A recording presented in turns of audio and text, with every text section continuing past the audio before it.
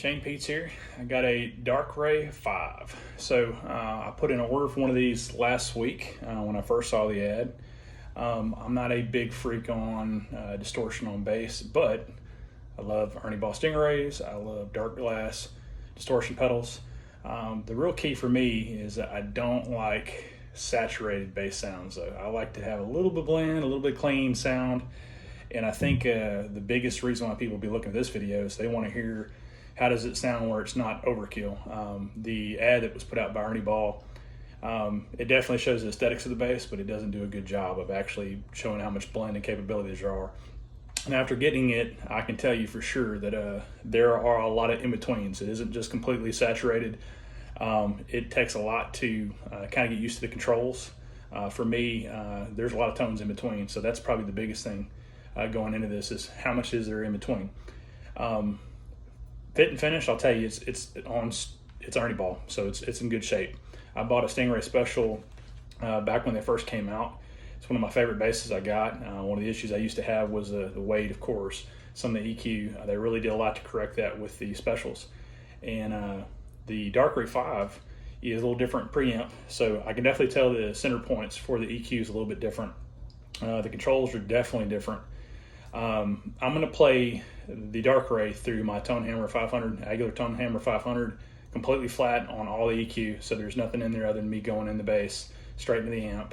So I'm also going just through a cell phone video, so what you hear is what you hear, kind of is what it is, but my intention here is to kind of show you a little bit about what the distortion circuit does, because the EQ is the EQ. I mean, dark glass circuit, if you've not heard of the dark glass tone circuit, I might do another video on that, but right now I kind of got it centered at a flat Ernie Ball Stingray sound, and I'll play a little bit of that and then we'll kind of dial off into the circuit.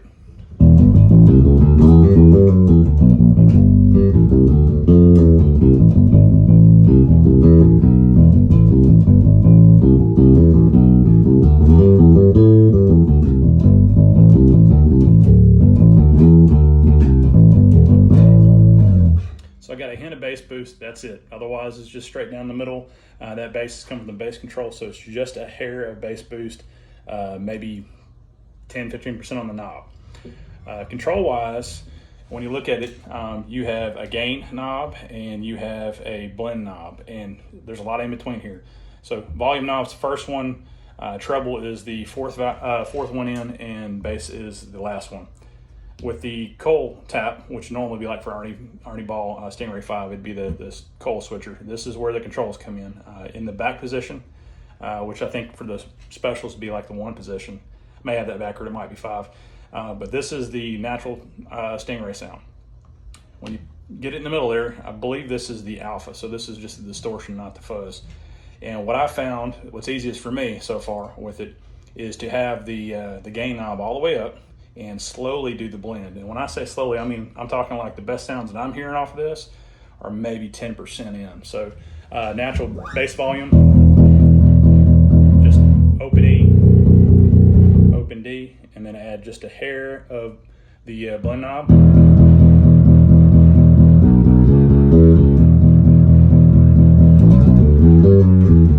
can kind of hear it starting to distort already. This thing can put on a lot of gain real quick with the blend knob when you got the gain all the way up. So to give you an example on volume changes, here's about halfway up.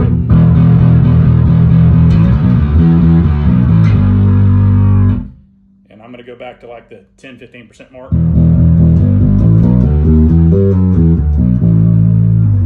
That's where I'd probably be playing it at, and I may pull back a little bit from there. For the Omega side, I just swapped it over to the front coil position. Same thing, completely flat.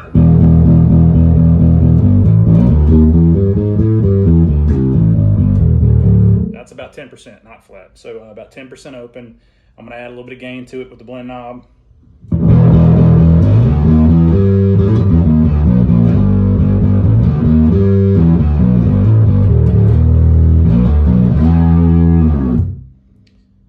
Go back to about my 10% mark.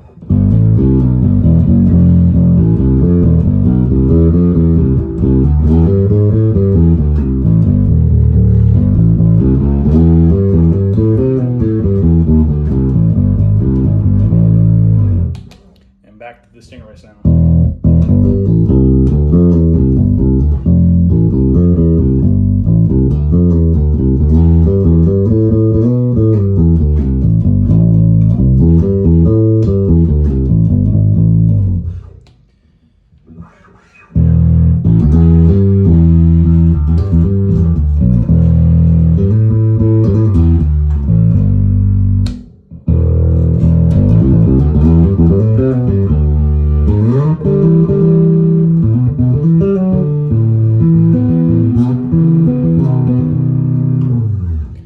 There's a lot of places in between for the distortion. I would tell you, it sounds usable to me.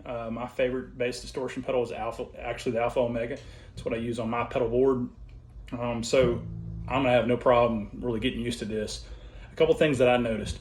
My Stingray Special is a 5HH, and it's probably a good pound and a half heavier than this. So I maybe got one of the light ones, but seems pretty light to me. The headstock finish, so it actually has a glossy headstock finish on it, which is kind of a surprise to me. I'm used to the gun stock oil finish. In the back of it, I'll show, it's got a little bit of a gloss to it, and that's kind of unique. I'll also say that the neck was a lot more flame maple than I would have expected. So it's lightweight.